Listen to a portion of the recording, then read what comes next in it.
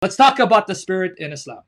Muslims will tell you that the spirit, the faithful spirit, the Holy Spirit is Angel Gabriel, Jibril alayhi salam.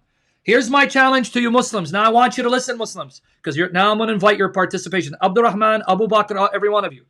I want you to quote a single verse in the Quran where it says Gabriel is the spirit, the faithful spirit, the Holy Spirit. You won't find it. There's not a single verse in the entire Quran where the spirit of Allah, the faithful spirit, the Holy Spirit is said to be Gabriel. I know you try to make an inference by taking two passages that do not make that point, as I'm about to demonstrate. But here's what I'm going to prove, folks.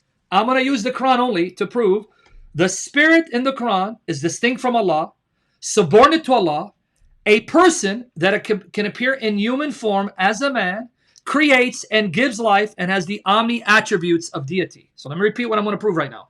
The spirit is distinct from Allah and yet inseparable from him. Let me emphasize that. Distinct but inseparable, because he's a part of Allah, originates from Allah, subject to Allah, is a person who can have communication with others, can appear in human form, appears as a man, creates, gives life, and has the omni attributes of deity, proving that he is a divine person. What's my proof? Let's begin. You guys ready? Dave, you ready? Mm-hmm. Yeehaw, partner. All right, first line of evidence. Chapter 19, verses 16 and 21. Chapter 19, verses 16 and 21. And mentioned in the book, Maryam, Mary, when she withdrew from her people to an eastern place, and she took a veil apart from them. Then we sent unto her our spirit. The word is ruh, not angel. Beware of translations that say we sent to her our angel. It doesn't say angel, it's ruh, ruhana. We sent to her our spirit. Now watch the spirit. That present himself to her a man without fault. So here Allah sent the spirit. He appeared as a man, a perfect looking man, right? Unblemished, perfect physical shape. She said, I take refuge in the All-Merciful from thee. She didn't know it was the spirit. She thought it's a man who's trying to do something to her. If you fear God, I seek refuge with God from you. Now notice what he says. Muslims, listen. He said, I am but a messenger. I am a Rasul from your Lord, thy Lord, to give you a boy most pure. I'm just a messenger of your Lord. Don't be afraid, Mary. And I've come to give you, I will give you a son that is faultless. So the Spirit is sent to create life in Mary's womb. Who's going to cause Mary to get pregnant without sexual intercourse? The Spirit. This is further confirmed in chapter 66, verse 12. 66, verse 12, Muslims pay attention because you're going to have to now address it. And Mary, the daughter of Imran, Imran's daughter, who guarded her private part. So we breathe into her private part, our spirit. Note how the spirit gets Mary pregnant, folks. Allah sent the spirit. The spirit can speak and be spoken to because he spoke to Mary. Mary spoke to him, so he's personal. He appears in human form. He can appear as a man. And then he enters into Mary's private part. Excuse the graphic language. That's the language of the Quran. For what purpose? Why does he enter? Because he's going to cause her to get pregnant, which means that the spirit has the power to create life, give life. So the spirit is a messenger, subject to God. Speaks, can be spoken to. He's a person. Can appear in human form, creates and gives life. This is further confirmed in chapter 15, verses 28 to 29. And when thy Lord said to the angel, see, I am creating a mortal of a clay of mud molded. I'm going to create a man, clay, mud, molded. When I have shaped him, this is 15, 20, 29, and breathe my spirit into him, fall you down, bowing before him. So again, Allah breathes the spirit into Adam's lifeless body. Why? For the same reason he breathed the spirit into Mary's private part. Because the spirit is now going to animate Adam, making him a living soul. So notice, the spirit creates and gives life. But notice another thing.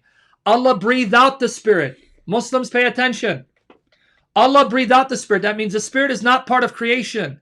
He didn't come from nothing or a part of the creation that Allah made. He came out of Allah, breathed out of Allah, meaning he's part of Allah.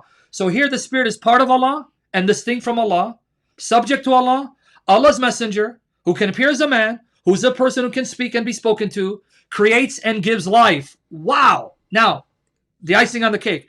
How do we know the spirit is not an angel? Because the Quran distinguishes the spirit from the angels. What do I mean? Chapter 16, verse 2 of the Quran. He sends down the angels with the spirit of his command. Did you catch it? Two groups here. The angels come down with the spirit. So the spirit is distinguished from the angels. Angels one side, the spirit on the other side. And they both come down by the command of Allah, with the command of Allah. He sends down the angels with the spirit of his command. So they are commanded by Allah. Spirit comes down with the angels with the command of Allah.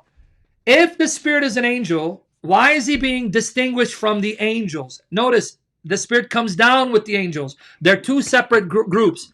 And Gabriel is an angel. So when the angels come down, that includes Gabriel, and yet the spirit is distinguished from them, showing he's not the angel Gabriel. Further confirmed in chapter 70, verse 4. Chapter 70, verse 4 of the Quran. To him, the angels, here again inclusive, not some, the angels collectively, the angels and the spirit. Chapter 70, verse 4. The angels and the spirit ascend, mount up, in a day whereof the measure is 50,000 years. Now, chapter 78, verse 38. 78, verse 38. Upon the day when the spirit and the angels, they're distinguished again. The angels as a class, collectively, and the spirit distinct from them. The spirit and the angels stand in ranks. They shall speak not, save him to whom all the merciful has given leave. So again, the spirit is subject to Allah. 97, verse 4. 97, verse 4. In it, the angels and the spirit descend. How many times must the Quran separate the spirit from the angels for the Muslims to understand and get it? The spirit is not an angel. Angels are not the spirit. But since Gabriel is an angel, he cannot be the spirit. Still not convinced? 17, verse 85. Here is the perfect time for Muhammad to have said the spirit is Gabriel, because he's asked about the spirit. Notice Muhammad's answer. Almost done. Chapter 17, verse 85. Almost done. They will question thee, Muhammad, concerning the spirit. Ar-Ruh. It's not talking about the human spirit. It's talking about the spirit that comes down with Allah's orders to create and give life. They will question thee concerning Ar-Ruh, the spirit. Definite. Say, the spirit is of the command of my Lord, meaning the spirit comes down by my Lord at my Lord's command. My Lord commands the spirit, showing the spirit is subject to Muhammad's Lord. You have been given of knowledge nothing except a little. Wow. Notice what Muhammad didn't say. When they asked him who the spirit is, he didn't say Gabriel. He says, all I know about the spirit is my Lord commands him, sends him down by his command, and that's it. That's all we know, no more, no less. So Muhammad himself did not say the spirit is Gabriel. Muhammad claims the spirit is breathed out by Allah, so he comes out of Allah, so he's a part of Allah, not part of creation. The spirit can speak and appear as a man, so he's personal, and the spirit creates and gives life, and he has the omni attributes of God. So here's the final verse, omni attributes. Chapter 58, verse 22. Thou shalt not find, chapter 58, verse 22. Thou shalt not find any people who believe in Allah and the last day who are loving to anyone who opposes Allah and his messenger, even though they are their fathers or their sons or their brothers or their clan. Those he has written faith upon their hearts, and he has confirmed them, all of them, with the spirit from himself, ruhin min. All true believers are strengthened collectively by the spirit from himself. Now that word confirm, strengthen, ayat, is used three other times. Ayat is used three other times in reference to the spirit. Write it down. Chapter 2, verse 87.